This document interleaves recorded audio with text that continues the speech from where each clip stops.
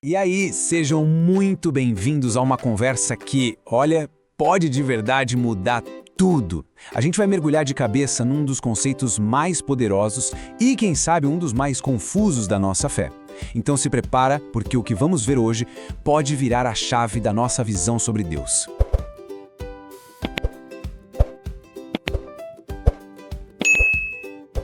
Sabe como é? Às vezes parece que a nossa vida com Deus entra meio que num piloto automático. A gente faz as coisas certas, ora, vai na igreja, lê a Bíblia, mas lá no fundo parece que falta alguma coisa, né? Aquela chama, aquele fascínio.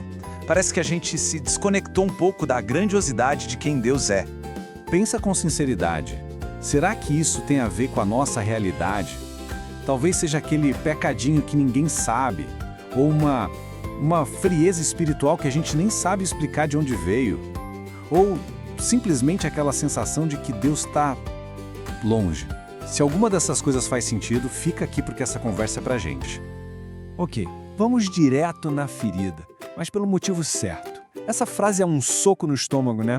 Mas é um diagnóstico preciso. Muitas vezes a raiz de todos esses problemas que a gente sente tem um nome. A gente perdeu o temor do Senhor. E calma. Antes de mais nada, o objetivo aqui não é colocar um peso nas costas de ninguém. Não é sobre culpa de jeito nenhum. Pelo contrário, é um convite para a gente redescobrir uma reverência, um respeito profundo, que traz vida nova, que traz de volta o calor e o fervor para a nossa caminhada. Certo, agora é a hora da gente pegar a caneta e ir para o nosso quadro branco imaginário, porque essa parte é a mais importante de todas. Existe uma confusão gigantesca, mas gigantesca mesmo, entre ter medo de Deus e temer a Deus. E são coisas completamente diferentes. Olha só a diferença, é gritante. De um lado você tem o medo, aquele medo humano, sabe, que te paralisa, que te faz querer fugir de Deus porque você só pensa no castigo.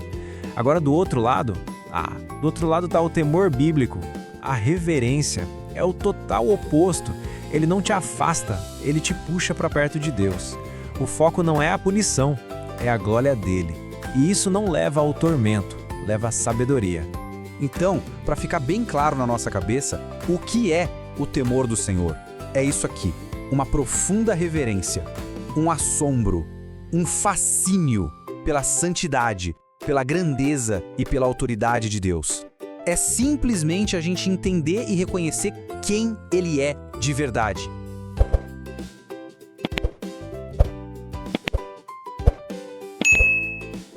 E por que isso é a base de tudo? Simples, porque tudo começa na própria natureza de Deus.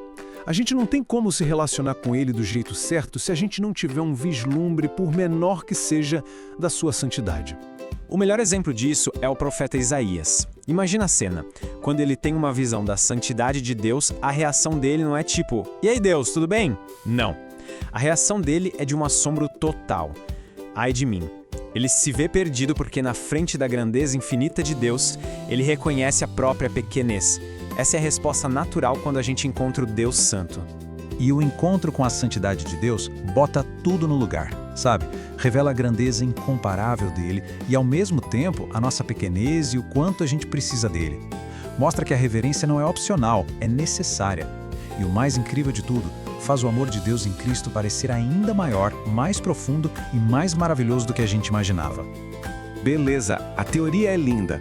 Mas e na prática? Como é que essa reverência toda funciona no nosso dia a dia, na nossa vida real? É agora que a gente conecta os pontos.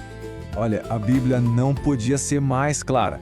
Provérbios diz que o temor do Senhor é o princípio da sabedoria. Não é uma parte, não é uma dica. É o ponto de partida, o alicerce, o ingrediente número 1. Sem isso, a gente está construindo a nossa casa na areia. Simples assim. E a gente vê isso acontecendo na prática. A igreja lá em Atos não crescia só com boas estratégias. Ela crescia andando no temor do Senhor. O apóstolo Paulo fala para a gente desenvolver a nossa salvação com temor e tremor. Isso não é um detalhe, gente. É o fundamento para ter uma fé de verdade, uma fé madura, que transforma. E aqui está a grande virada de chave. A motivação para obedecer não vem do medo do que vai acontecer se a gente errar. A motivação é o amor. É o medo, entre aspas, de desapontar, de entristecer, de desonrar o Deus que nos amou de um jeito tão absurdo. É uma obediência que brota de um coração cheio de gratidão e de respeito.